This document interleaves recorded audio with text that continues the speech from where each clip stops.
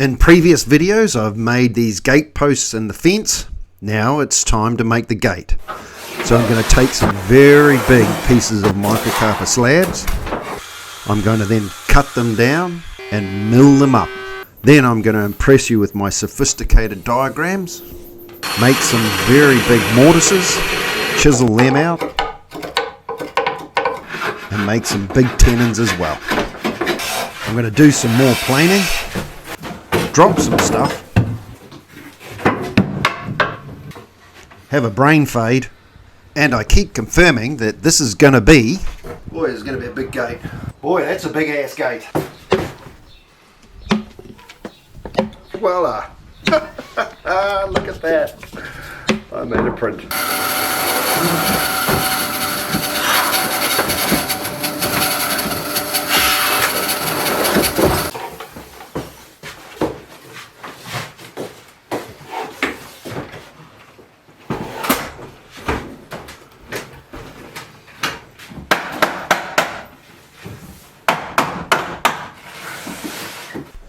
These are a series of rough-sawn Macrocarpa slabs that was cut up a few years ago.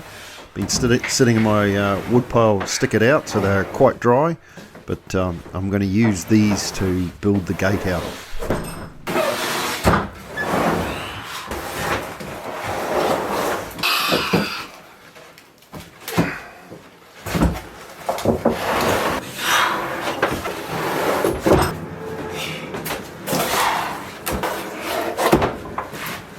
Reckon you can see a gate in this? So using a chalk line, I'd create a straight edge, then I'd measure 160mm in and just keep cutting the slab up till it was all gone basically, and then work my way through the whole pile. In the end it took me about a day to cut the whole pile of slabs up for timber that I was going to need for the gate.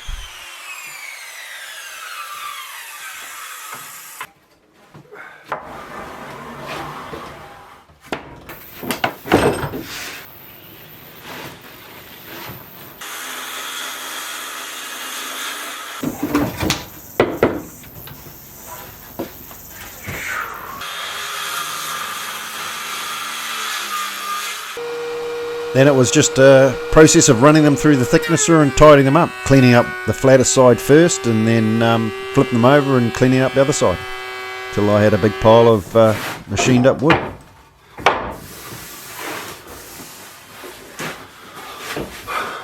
That's all the timber milled up that I think I'll need for the gate. We've still got a couple of processes to do to get all the timber I need.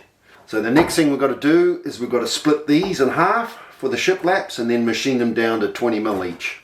And that's our next job. So I've never rip sawn big boards before, so this will be my first go at it. First thing is I set the fence up. It's square to the blade. Put in a 20mm or 20mm blade in it, rip saw blade in it. And then on the other side here I've just put a chock on the back of the fence. Stop the fence from flexing as I put the board through.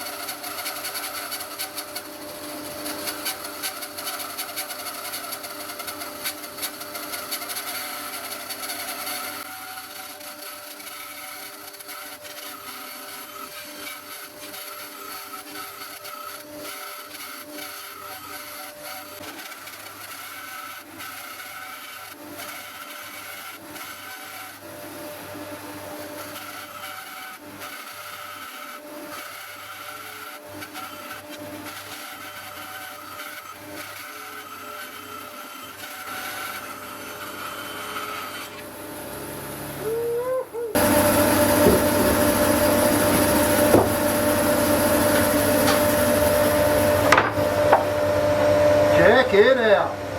Woohoo!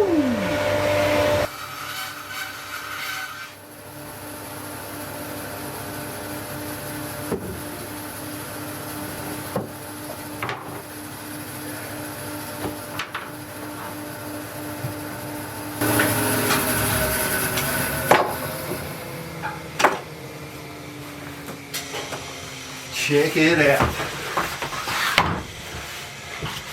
Well, you can't say that's not a bad effort. The old Lagana 1412. That's 150 mil or 6 inches, split in half. Nice and accurate. Now we can put those through the thicknesser, clean them up. The thicknesser definitely had the blades in it for a little bit too long, so I quickly swapped the blades out for a new set, and it certainly made a difference on the finish on the timber. I got to say, I love my DeWalt thicknesser, and another thing that I've discovered here as well is it's relatively easy to swap the blades out.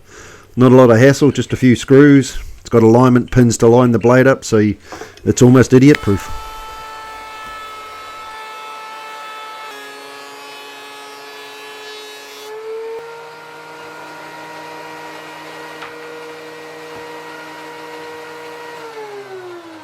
So there's all the timber milled up for the gate. Alright, these big ones here, these 50 mil ones here, they're for the outside and top framing of the gate.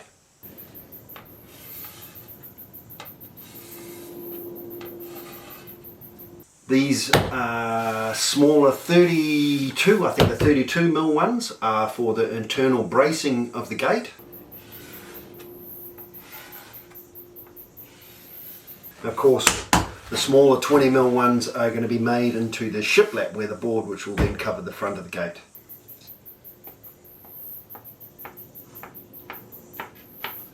Really happy with the rip sawing on the Lagana on the 1420 for these boards. Really did a good job. New blade, really sharp, set it up, made sure it was all square, and it went without a problem really. I was a bit nervous about it because I've never done anything like that before, but it worked out really good, and a couple of runs through the planer and she was all clean, ready to go. Alright, on to the next stage, which is, of course, let's start assembling the gate, which I think we'll start with the outside bracing of the gate.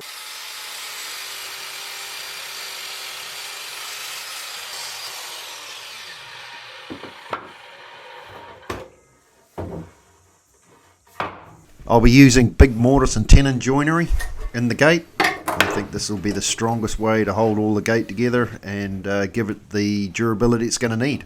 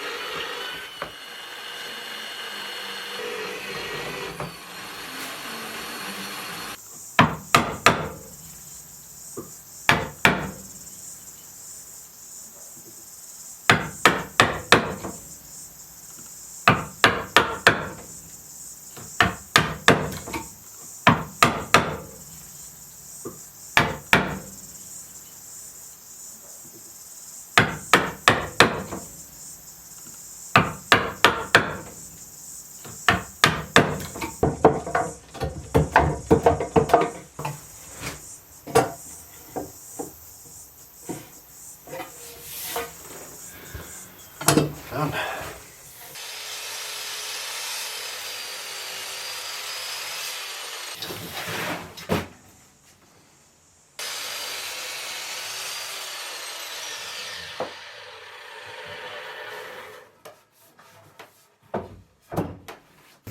So all the mortises are done, time to make the big tenons.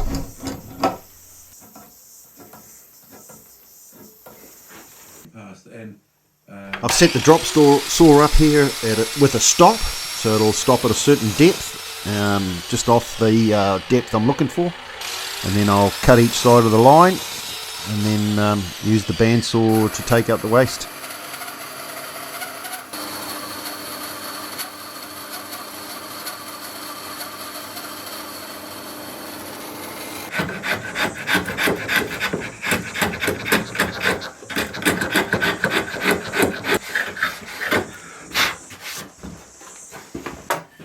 On this big top cross brace, I really want to make sure that the shoulders of the tenons are square, and this is the trick I use. I clamp on a square block on top and then run the chisel down onto the scribed line. And this makes sure that that shoulder is dead square, so that when everything's clamped together it holds square and everything is square.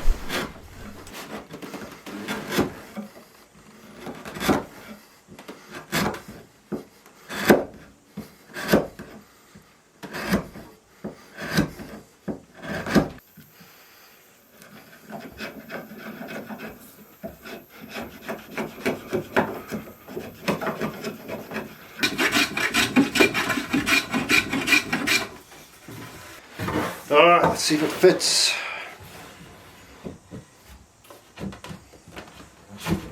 Look at that. Yes. He's square. Holy crap, we're square too. Both sides. Yep, look at that. Who would have thought? Who would have thought?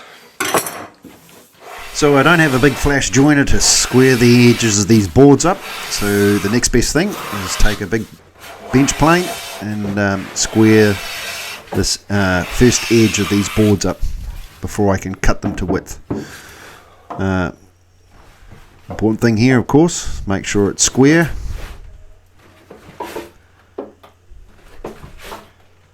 Beautiful.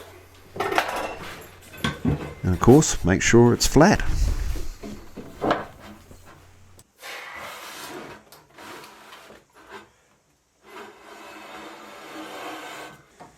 The other thing you've got to do, of course, is mark the reference faces. The other thing I don't have is a big outfeed on my table saw. So, as you can see here, you've got to just adjust to get the job done.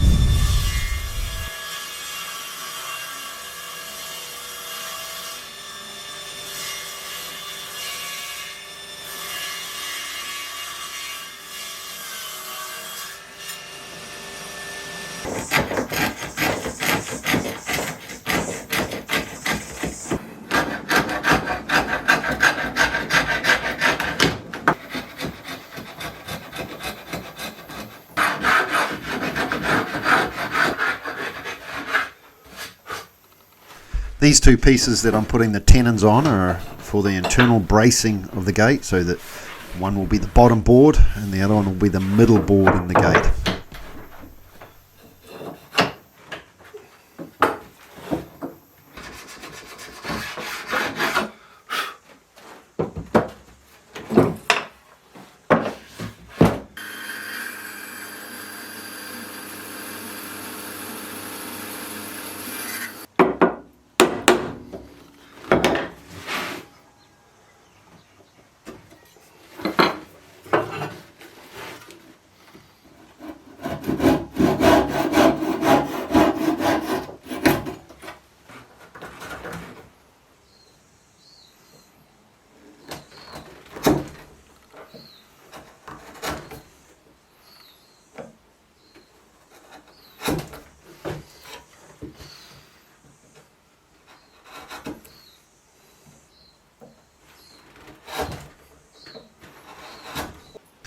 Because these boards are a little bit thinner than the main frame of the gate, I'm not bothering about putting a board on it to make sure the shoulders are square.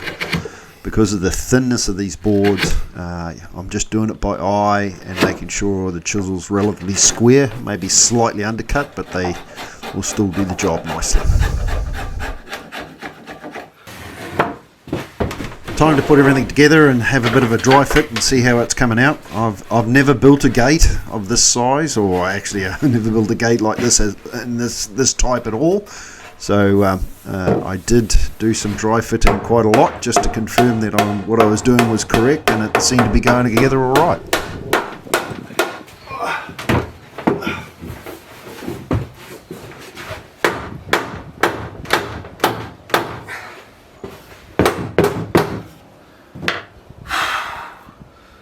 Boy, it's going to be a big gate. This is why I like pipe clamps. One short clamp.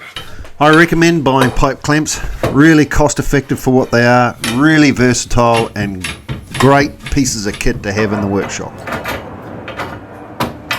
now becomes one really long clamp.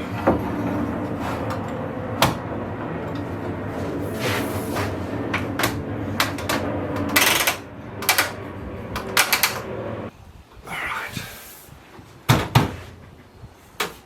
Boy, that's a big ass gate. Let's have a look. Are we square? Nice. We're actually bloody square too. How about that? Who would have thought? Pleased with that.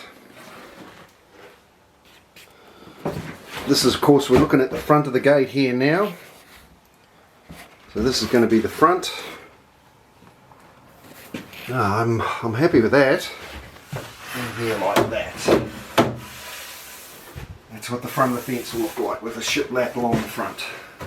2094, 2094. Boy, that's on the nuts, man. Woohoo! Well, pleased with that. Cool. Next thing, I'm going to try and figure out. We're going to make a cross brace like that. Okay. So this is going to be the hinge side. So the cross braces go from the top to the bottom. That's the next thing. Here I'm making a little seat in the middle rail for the diagonal bracing to sit into.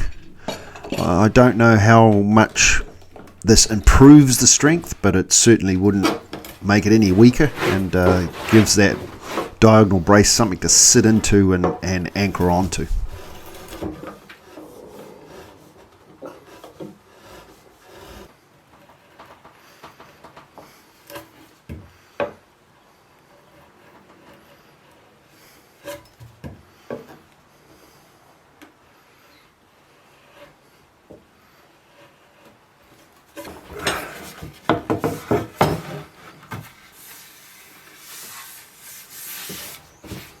Now I'm not smart enough to work out the angles on these things, so the easiest way I could figure out was by just clamping the board on and scribing a line underneath on the angle needed.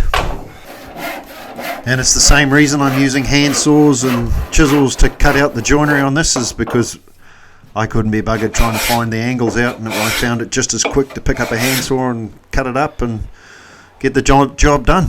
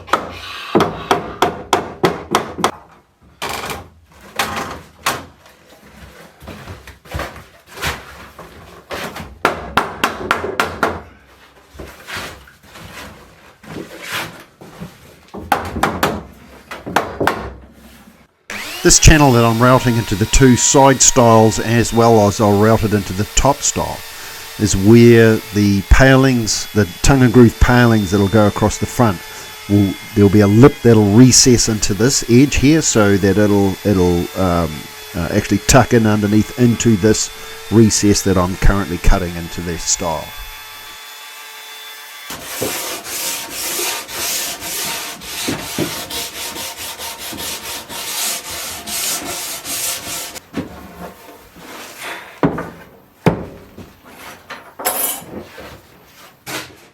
So I've just spent the last half an hour or so just setting up the clamping process to clamp all this together. So I'm not stumbling around looking for clamps or trying to figure out how I'm going to do it. I glued on a couple of chocks.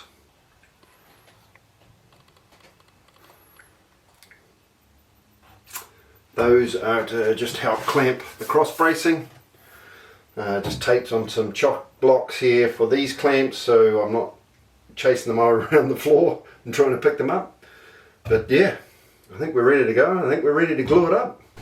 I'm using 2-pot builder's glue here, part A B, and a part B. This stuff's really good, really strong, good for outdoors, and as well it gives a long gluing time. So putting this gate together, once I put all the glue in, there's a lot of juggling around to get it all clamped up, so I appreciated the longer gluing time. Alright, that's everything glued up, let's put it together.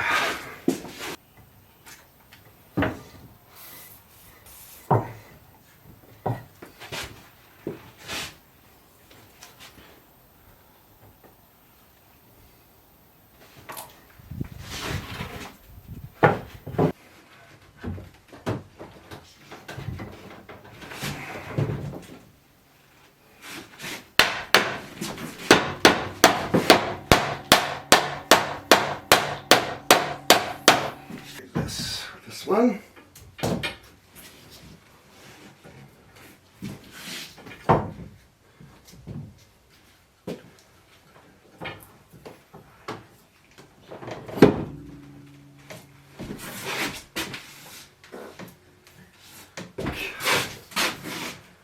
Tweak.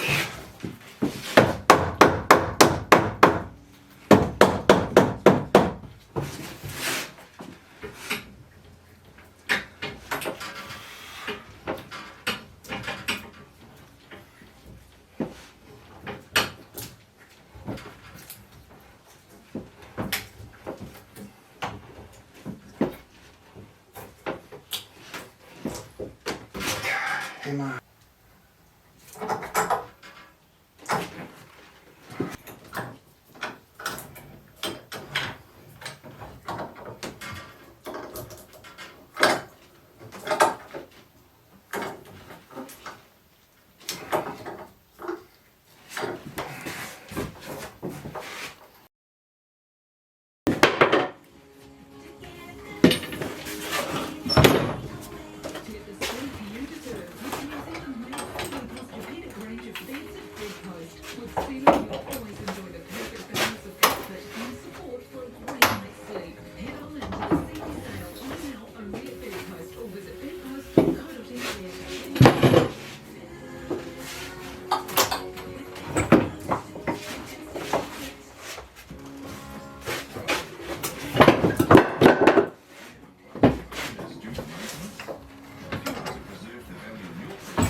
Alright,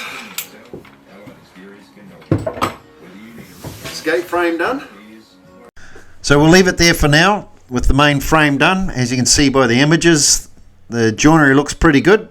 It's worked out well. I was pleased with the end result and it should be really strong. Next thing of course is the palings, and I'm going to make them tongue and groove. So that's the next challenge in the process, but that'll be in the next video. Remember, if you've made it this far, to hit that like button and subscribe if you like the content. On to the next stage.